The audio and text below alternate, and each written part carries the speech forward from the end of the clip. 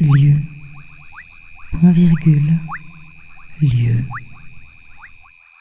Fabriquer dans un texte la présence d'un intérieur.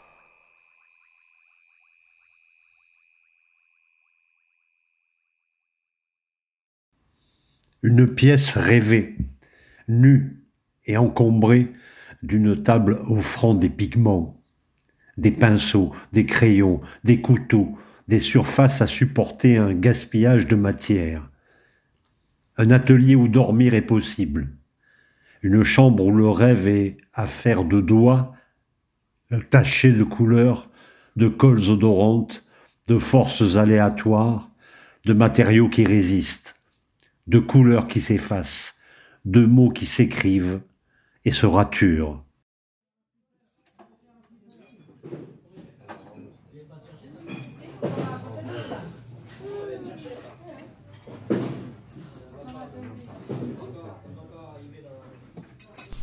D'elle ne reste rien qu'un couloir de tomates, décellées et s'effritant sous le lavabo du 5e étage, qu'éclairait chichement la lumière du ciel par la lucarne étroite. Une porte basse, même pour moi l'enfant, qu'elle ouvrait et j'entrais dans la chambre habitée, des années, et sa vie d'ouvrière. Une armoire à glace d'hôtel de banlieue, le lit d'une seule place pour elle si seule, un guéridon portant le bassin émaillé, une poupée de cire, robe blanche en crochet, une boîte oblongue en laque noire, dans laquelle elle serrait une médaille oxydée de la Sainte Vierge et quelques pièces trouées.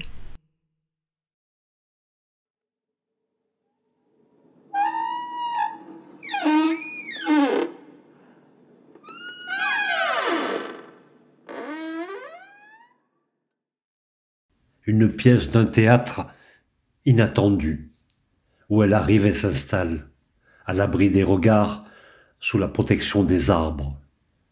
Le fauteuil qui l'épouse, un chien qui la suit, s'endort sagement lorsqu'elle écrit. Une bibliothèque qui attend ses lectures, ses choix, ses envies, ses livres. Une large et solide table pour ses écritures, un drap de lin sur un simple petit lit, un radiateur électrique au cas où l'hiver, les matins ou les soirs seraient froids, le moulage parfait d'une femme des Cyclades pour lui dire le Louvre, la Grèce, la mémoire, une paire de lunettes, son cordon, tour de cou, un fouloir de soie bleue, les 3 volumes d'un vieux littré avec le dictionnaire des mots rares, quelques feuilles mortes, les baies vitrées, gardent les traces des pluies, des poussières de cygnes, des passages de pollen, marques sacrées, intouchables, preuves vivantes, chamane présence.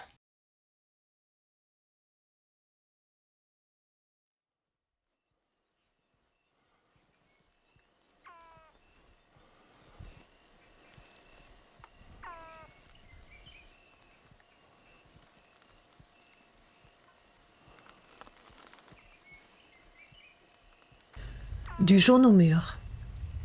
Des paniers tressés safran avec des oignons et des échalotes. Volets en bois peint en rouge sombre pour protéger la cuisine ouverte au vent. Une étagère à hauteur de poitrine avec des objets minuscules et des boîtes de sardines anciennes. Il fait bon s'asseoir là, boire un sirop de grenadine ou un thé dans une tasse chinoise. Tasse et théière bien rangées dans un petit placard de peu de profondeur, à gauche. Chats qui vont et viennent, entrent et sortent. Ils attendent qu'on leur ouvre la porte. Tenir la tasse pendant que le thé refroidit. On voit la rangée d'aulnes au bord de la rivière et on parle de tout et de rien. Fauteuil retapissé récemment avec du sky. Couleurs unies, vert, jaune, rouge. Mur en bois qui respire. En hiver, le petit poêle norvégien en céramique blanche, fonctionnement facile. On remet une bûchette, on remue les braises et ça repart. Bruit dans la pièce à côté, il y a quelqu'un qui dessine.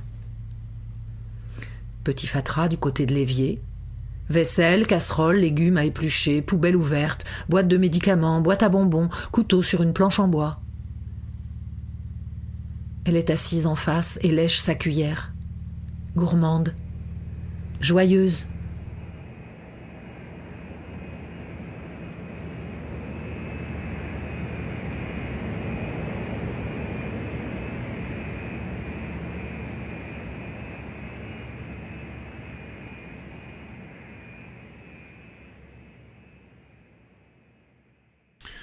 Tout d'abord, c'était une odeur.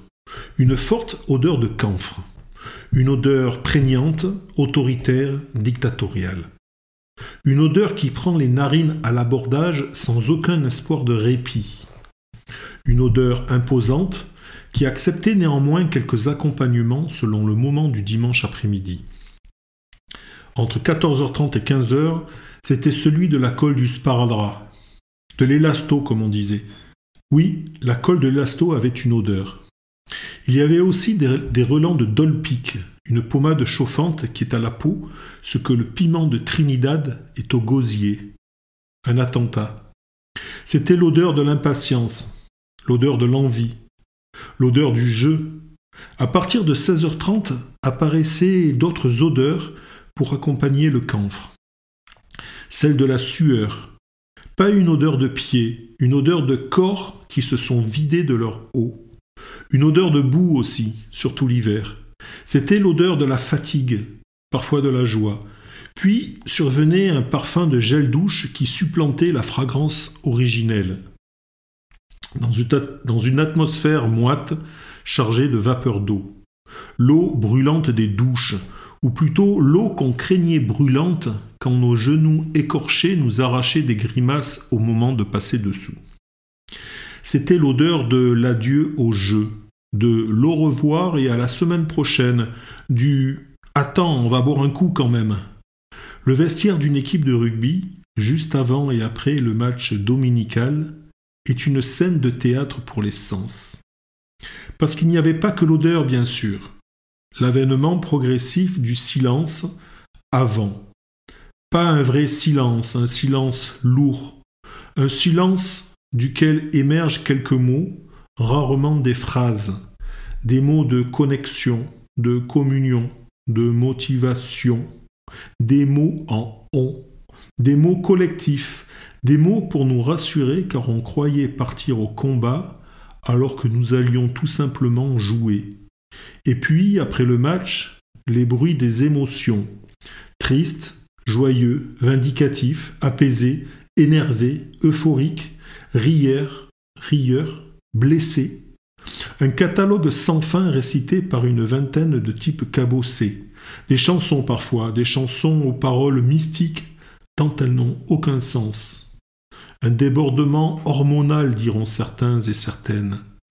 Un excès de masculinité sans aucun doute. Et puis, il y a la succession de tableaux. D'une toile d'Edward Hopper au radeau de la Méduse. Du vide au grandiloquent, aller et retour. On avait 20 ans et on se racontait des histoires.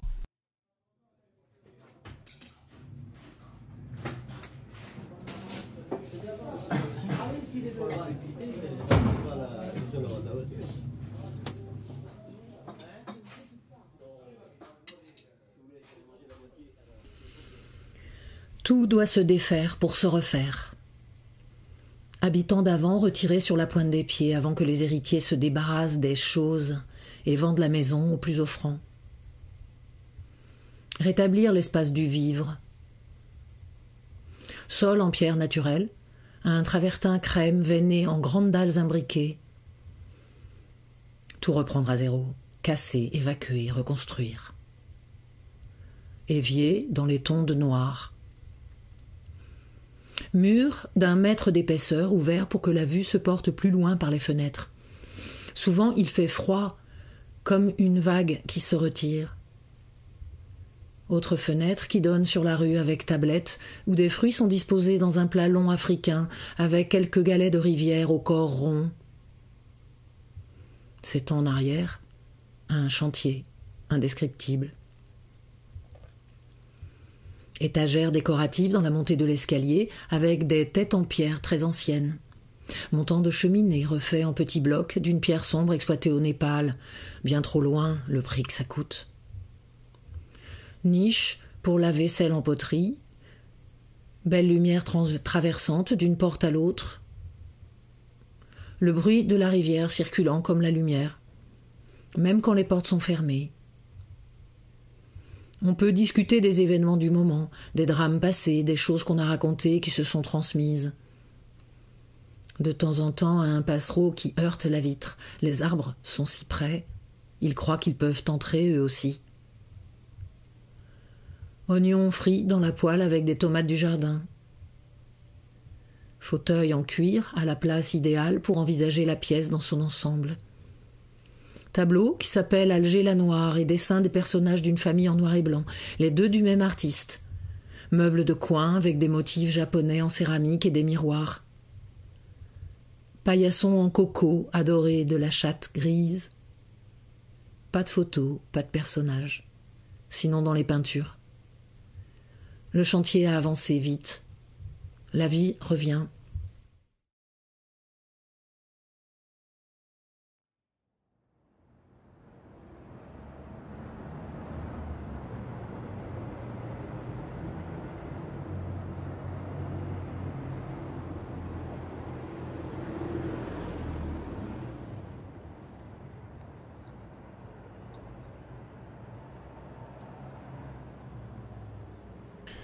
Il faisait nuit dehors. Il faisait nuit dedans.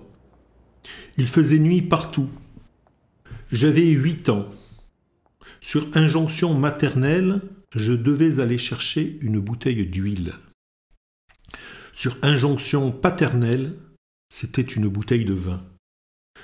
J'avais 8 ans et j'avais peur. Peur de cette cave mal éclairée. Peur de ces recoins obscurs où croupissaient mes cauchemars. Peur de cette absence de bruit, peur de ce silence assourdissant, peur de cette peur que je voyais et que j'entendais. Et surtout, ne pas courir dans les escaliers qui descendaient dans les entrailles de la terre. Ne pas courir pour ne pas être happé par l'enfer, pour ne pas surprendre le diable dans un coin. Faire du bruit, se raconter des histoires, parler, chanter. À tue-tête, pourquoi pas? As-tu peur, surtout? Passer les escaliers, restait une dizaine de mètres. Un couloir interminable bordé d'autres caves. Celle des autres occupants de l'immeuble. La nôtre, forcément, c'était la dernière.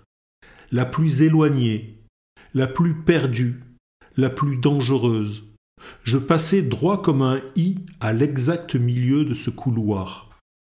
Ne pas être trop près des murs, des portes surtout d'où pouvait surgir une main qui m'attrape. Des portes derrière lesquelles sommeillaient les pires atrocités, des cadavres oubliés, sûrement, des crânes humains enchapelés, des squelettes suspendus. Arrivé devant la porte, il fallait l'ouvrir. L'opération la plus délicate. Mettre la clé dans le trou de la serrure. Jeter un coup d'œil derrière pour être sûr qu'il n'y a personne. Passer l'autre main entre deux lattes verticales pour enserrer le pêne de l'intérieur, parce que la serrure était cassée et qu'il fallait toute une manipulation pour l'ouvrir. Ne pas avoir peur. Ne pas craindre l'irruption d'un vampire, jouer de la clé avec ma main droite, assister le mécanisme du bout des doigts de la main gauche, ne pas arrêter de chanter, ouvrir, allumer, ne pas trop regarder, ne pas trop penser, chercher juste la bouteille. Les cadavres ont peut-être élu domicile ici. Ils n'ont pas la clé. Les cadavres s'en foutent de la clé, s'emparer du trésor, ressortir, éteindre, tirer la porte, poser la bouteille par terre, rebidouiller la serrure pour fermer à clé, reprendre la bouteille, oser un coup d'œil dans la cave voisine, Pas de bouteille. Mon petit voisin a de la chance. Être surpris par le brusque bruit d'un enflammement. Le bruit de l'enfer. Le diable m'a retrouvé. Non, c'est la chaudière collective qui se met en route. Ne pas courir. Ne pas avoir peur. Traverser le couloir sur la même ligne qu'à l'aller. Monter les escaliers. Sortir. Respirer. Oublier.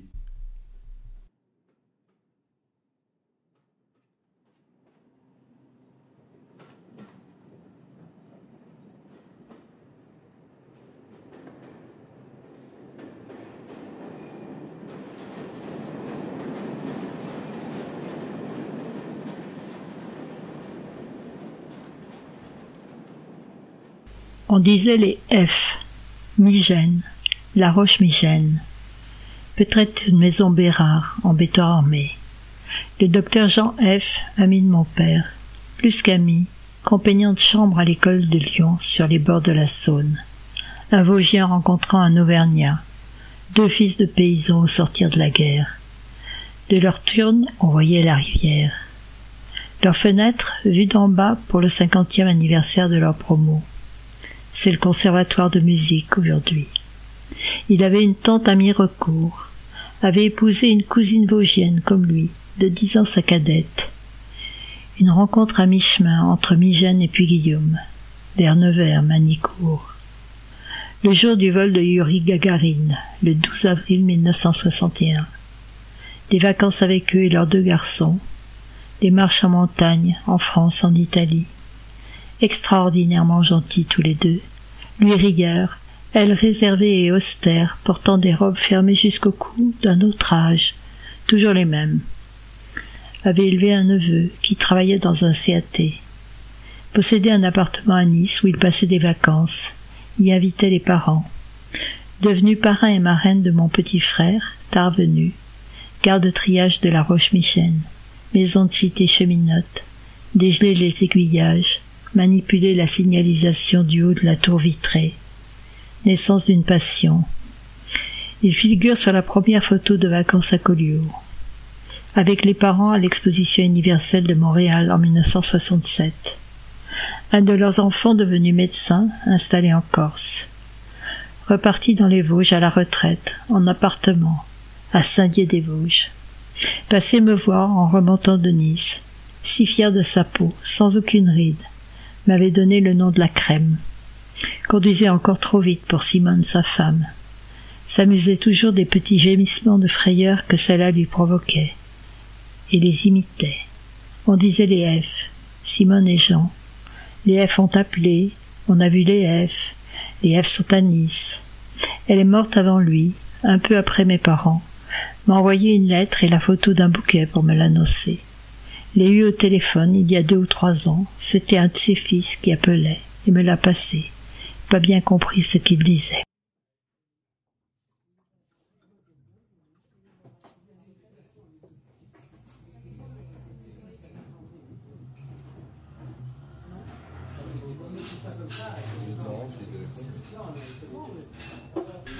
Tables oranges et carrées en plastique. Plateaux rectangulaires en plastique aussi. Assiette fumante de tagliatelle trop cuite. Sauce tomate plus sauce que tomate. Nourriture insipide. Un avant-goût de poubelle. Flanc tremblotant dans son ramequin en verre transparent. Verre retourné d'une propreté douteuse et petite carafe d'eau. Lieu ordinaire. Lieu plus ordinaire que la moyenne. Une cafétéria de supermarché au début des années 80. Musique d'ascenseur. Brouhaha, mélange savamment dosé de cris d'enfants, de colères agacées et du bruit strident des pieds de chaises qui raclent le sol carrelé. Dehors, la pluie. Du gris partout. Un couple d'amoureux, moi et ma copine, assis face à face. Assiette intacte, pas faim. Drôle d'endroit pour des amoureux. En vérité, peut-être plus amoureux. Fourchette en main, regard au fond de l'assiette. Interrogation. Lui, un verre d'eau. Elle, une bouchée. Lui, la salière entre ses doigts, comme s'il y cherchait une réponse. Elle, fourchette reposée, le regard sur sa main à lui, sur ma main. Échange de regards, dans le blanc des yeux, dans le blanc du blanc des yeux. Un discret chant d'oiseau sort de la musique d'ascenseur. Un arc-en-ciel évanescent sur fond de grisaille. 2 ou 3 rires étouffés d'enfants. Un rayon de soleil suicidaire. Pourquoi on est là? Je me disais la même chose.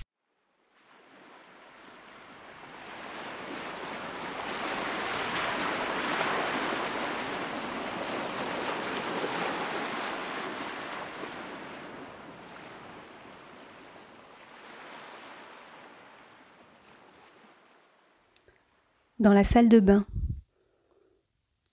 2 marches usées à monter. Une tapisserie Vichy bleue. Les volets fermés, souvent. En enfilade, une chambre à coucher. Frapper avant d'entrer. Une baignoire émail sans rideau, soutenue par 4 pieds abîmés. Des guirlandes de roses de coton au rideau de la fenêtre, pour se cacher de la rue. Craquement du parquet verni. Au-dessous, le chai humide.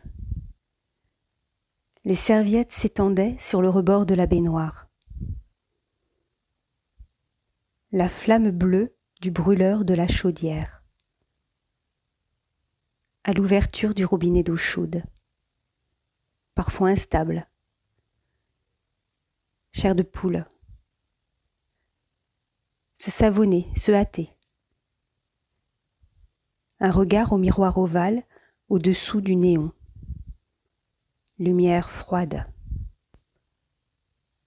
Aftershave, pétrolane, verre bouteille.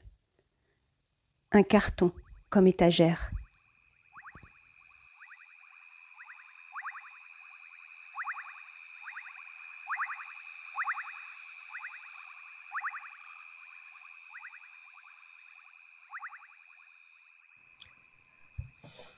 De ci, de là des eaux du Tarn, quand elles passent à Moissac, du Tarn, enjambé par ce pont dit pont du Cacor, de briques toulousaines et pierres blanches du Quercy.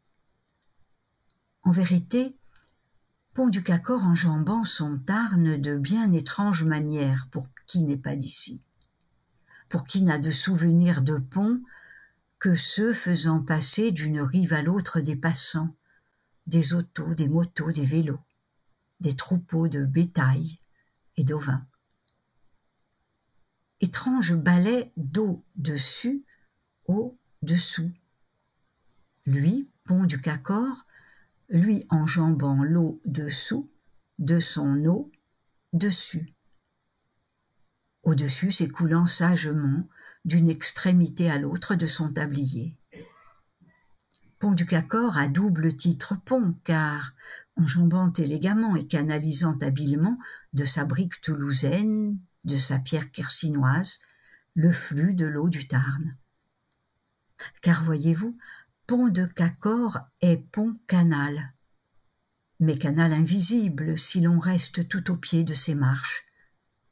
Seule l'ascension de leur longue volée révèle cette autre fonction du pont. Pour la voir monter, cette volée de marche, l'émerveillement est de taille. Pont du Cacor, comme jamais vu du côté de Charenton, du Queyras, et même du fin bout de la terre, du côté de Quimper. Mais, pour ce plaisir longtemps savouré, plaisir à se pencher au-dessus de la pile d'un pont, au-dessus de la Seine, tout près d'une fontaine, forcément, l'on cherche à retrouver l'effet procuré jadis par les rêveries au-dessus de ces piles. Envoûtement, observer l'eau s'enrouler tout autour d'une pile, envoûtement, tomber en rêverie au point de se fondre en cette pile et d'observer l'eau s'enrouler tout autour de son pied. Mais Pont-du-Cacor n'en finit pas de surprendre, car se penchant et s'apprêtant à laisser le regard se défaire dans les eaux qui l'enjambent, l'eau n'y est pas, l'eau n'y est plus. Car Pont-du-Cacor, l'été, Pont-du-Cacor a perdu bonne partie de ses eaux du dessous.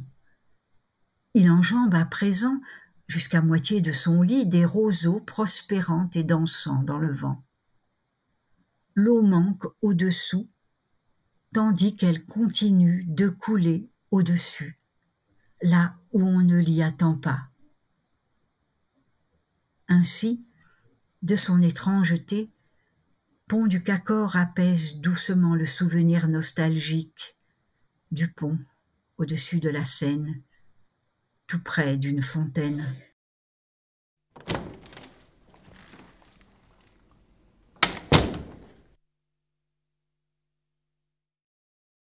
En sautillant dans un couloir.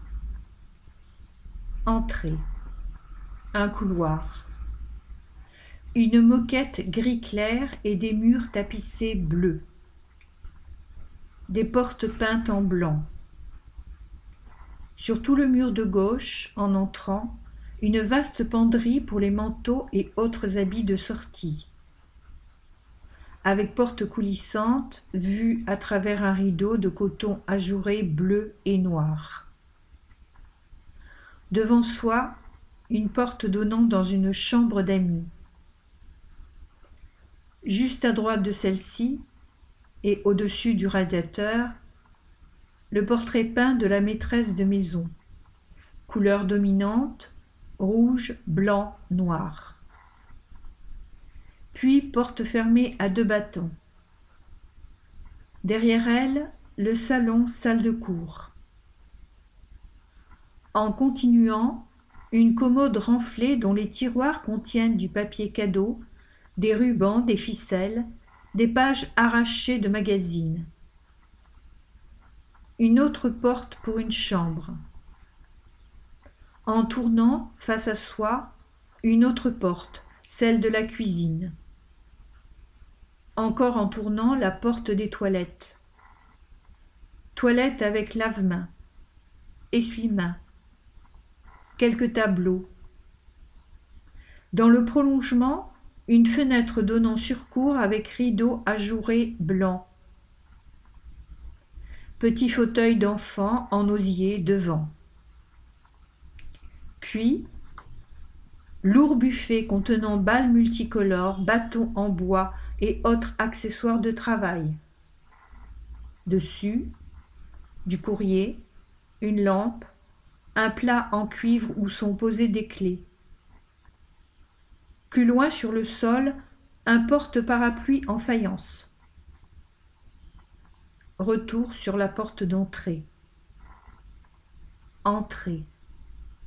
Un couloir. Une moquette, etc.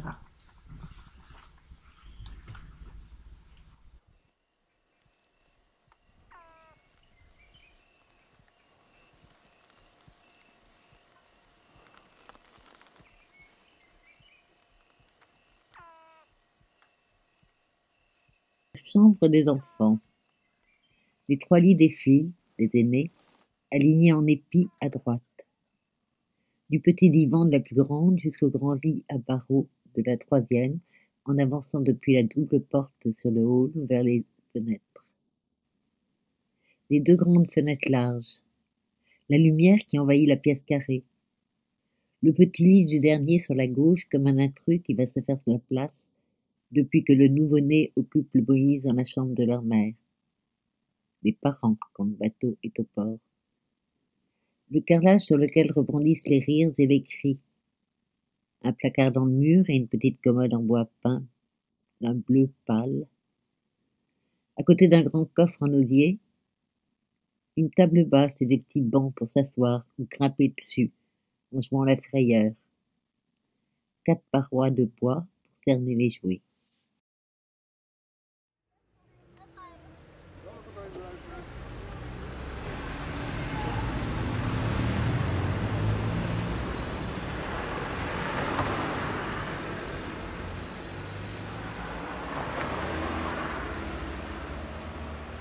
C'étaient les goûters du dimanche autour de la table de la salle à manger. Cette table trop grande pour la pièce. Cette pièce trop petite pour contenir tant de monde, tant de chaises, les pailles et bois, les lourdes à montants chantournés, les pliantes en métal, toutes branlantes. En moyenne, 5 adultes et 6 enfants, souvent plus, autour de cette table qu'une plaque de verre découpée dans les entrepôts d'un théâtre recouvrait.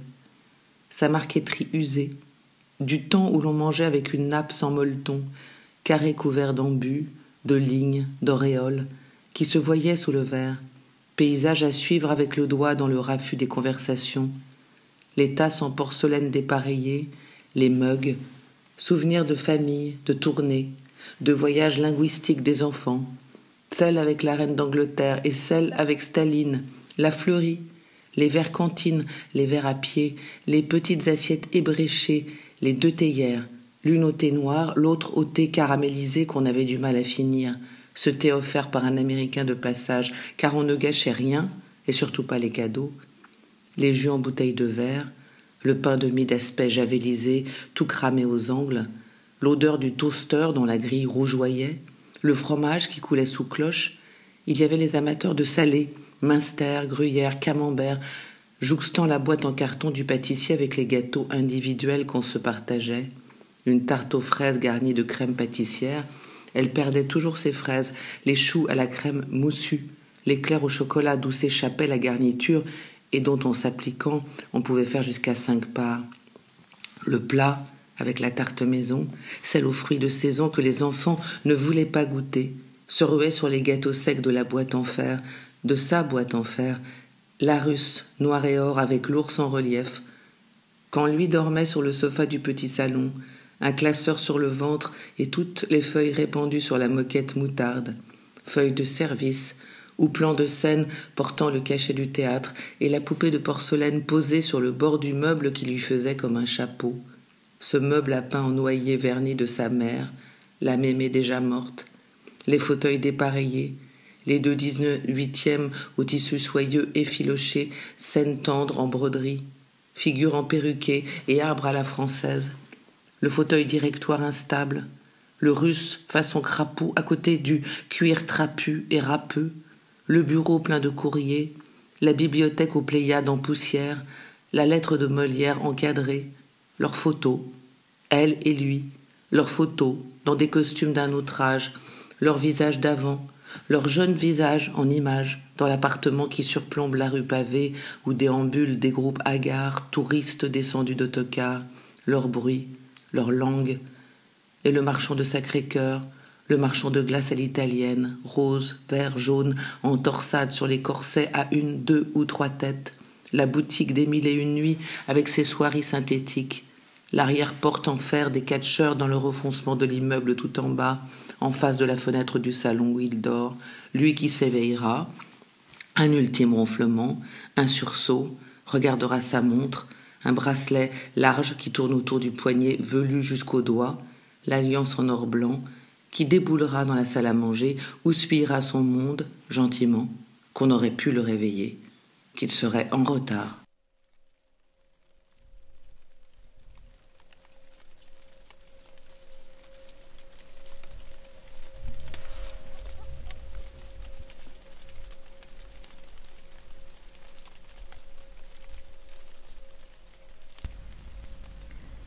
La pluie qu'on entendait glisser sur les carreaux, rare lumière par les voilages ternis.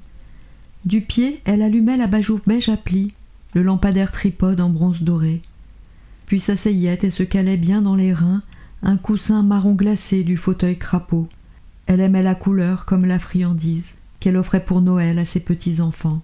Dans la boîte à tiroirs, le fouillis nécessaire, sur son support d'acajou tourné et verni, bracelet porte-épingle, hérisson de poignet, des ciseaux minuscules, un dé au bout du doigt, fils noirs, blancs en bobines de toutes couleurs, penchait le nez sur l'ouvrage au jour déclinant, monture d'écaille pour verre double foyer.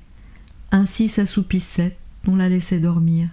Le reflet pâle de la lampe sur son front, dans le dos la bosse que le temps avait faite, les mains lâchant l'ourlet où reposait l'aiguille, le silence, la pluie, la poussière qui dansait, les livres de Buffon que l'humidité rongeait, les photos du siècle d'avant sur carton fort. Dans l'ombre muette, tel un cercueil trop grand, le piano demi-queue laqué noir, sur lequel autrefois elle aimait à jouer les premières mesures du signe de Saint-Saëns.